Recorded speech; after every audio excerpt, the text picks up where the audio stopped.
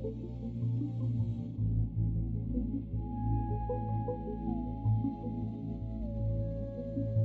everyone, welcome back to the You're Not Finished podcast. My name is Brittany Franklin and I'm the host of this podcast, and I am excited to be back on whatever streaming platform you're listening on for this month's episode.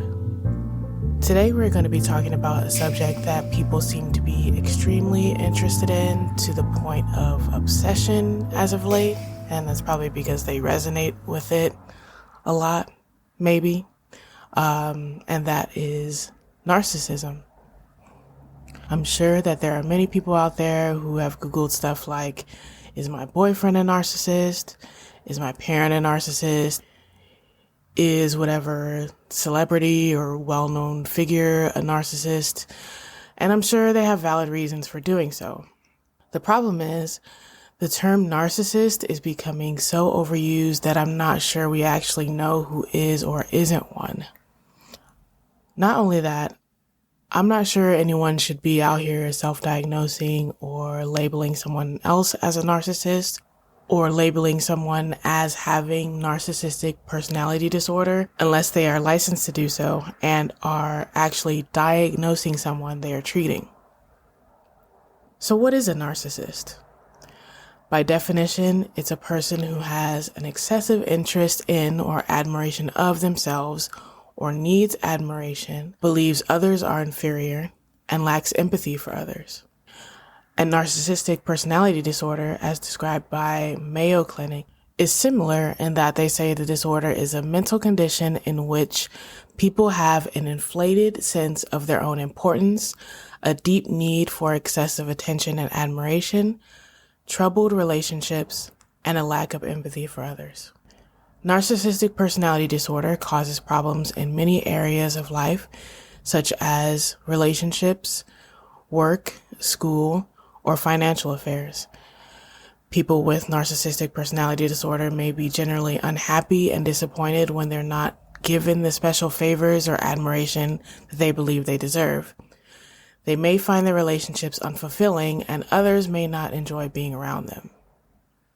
Symptoms of the disorder include expecting to be recognized as superior even without achievements that warrant it, exaggerating achievements and talents, taking advantage of others to get what they want, monopolizing conversations and belittling or looking down upon people that they perceive as inferior, having an inability or unwillingness to recognize the needs and feelings of others, or again, lack of empathy, having secret feelings of insecurity, shame, vulnerability, and humiliation, and again, having trouble with receiving or handling perceived or actual criticism, and trouble meaning like reacting with rage or becoming moody or depressed. Those are just a very few symptoms of the disorder, and I will link the Mayo Clinic article in the YouTube description if you'd like more info.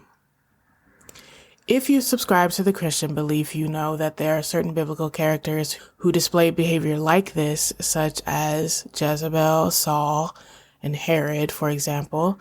And the Apostle Paul in 2 Timothy 3 talks about who people will become in the last days, and he says, men will be lovers of themselves, lovers of money, boasters, proud, blasphemers, disobedient to parents, unthankful, unholy, unloving, unforgiving, slanderers, without self-control, brutal, despisers of good, traitors, headstrong, haughty, lovers of pleasure rather than lovers of God, and having a form of godliness but denying its power.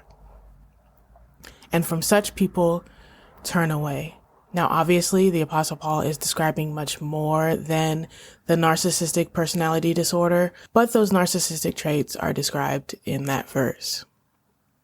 So I'm not going to lie, I recently got caught up in watching how to avoid narcissists or signs of narcissistic behaviors and disorder videos to the point where I'm still getting recommended videos from Dr. Romney on YouTube. For those of you who don't know who she is She has an entire YouTube channel devoted to exposing narcissistic behaviors and is also a main contributor to a YouTube channel called Med Circle, which provides interviews, tips, and education surrounding a variety of mental health and mood disorders as well. Those channels are good to watch if that interests you, but I would recommend not getting too bogged down on the information because there's a lot of information that they provide. I also want to remind you, if you do watch these videos, not to self-diagnose or start linking videos to people in your life who you think these videos might apply to. But these are good resources, so I will go ahead and link them in the description if you're listening on YouTube. Anyway, I was watching these videos so much to the point where I was actually becoming triggered by the information in these videos because I have, prior experiences with people who have displayed those traits. I'm not sure if they were diagnosed with any disorder, but I've worked for this kind of person. I've been close to these kind of people. And so after watching these videos, narcissism was all I could think about for a while. And after coming to the conclusion that I was watching these videos too much, I actually realized that I've lived my life in protection mode, always looking for what to avoid, to the point where I sometimes am not able to fully enjoy the relationships that are safe, or it's come to the point where I've at times become less understanding of the things that are just genuine flaws that people are working on. Or these people might not even be aware of these things that might be harmful or hurtful, but would likely work on them if they knew about it. I also put myself in the position to victimize myself and not see my own flaws that I need to work on because I was so busy looking for what to avoid. The main point I'm trying to make is I believe constantly watching, reading, or listening to things that relate to the negative experiences that you've had can actually be re-traumatizing, and that could lead to allowing your past traumatic experiences to dictate and negatively affect your current thoughts or behaviors or your quality of life overall. So based on what you can handle, absorb the information that you get in moderation, live freely, and set healthy boundaries in order to limit your interactions with people who display those toxic and unhealthy behaviors. Then move forward and do your best not to display those behaviors yourself, or get help for yourself if you need it. And I'll be working on that too. I don't just throw that out there. I don't need to do that. I will be working on this with you if this applies to you. So here's the thing about narcissism, and actually I would say many, if not all other mental health or mood disorders. Everything in the mental health field is so nuanced and complicated. Human behavior and relationships are complicated. Beliefs about what is considered good and bad behavior are changing depending on the setting or circumstances as time progresses, which makes things complicated. Researchers and professionals are still discovering things about human behavior, and although we have the DSM as a guide for diagnosis, DSM, for those who don't know, stands for Diagnostic and Statistical Manual of Mental Disorders. But even though we still have that as a guide, it's still hard to pinpoint, especially if we're deeply involved with or connected to someone who might exhibit those behaviors, and especially if we've experienced trauma in the past that inclines us to remain connected to people who might not be very good for us. And the DSM has even been modified as new information is discovered and beliefs about certain things have changed over time. So honestly, while I think we do well by educating ourselves on behaviors to avoid, I think we do better by turning the mirror on ourselves in addition to that, in order to make sure that who we do not want to be connected to isn't who we eventually become.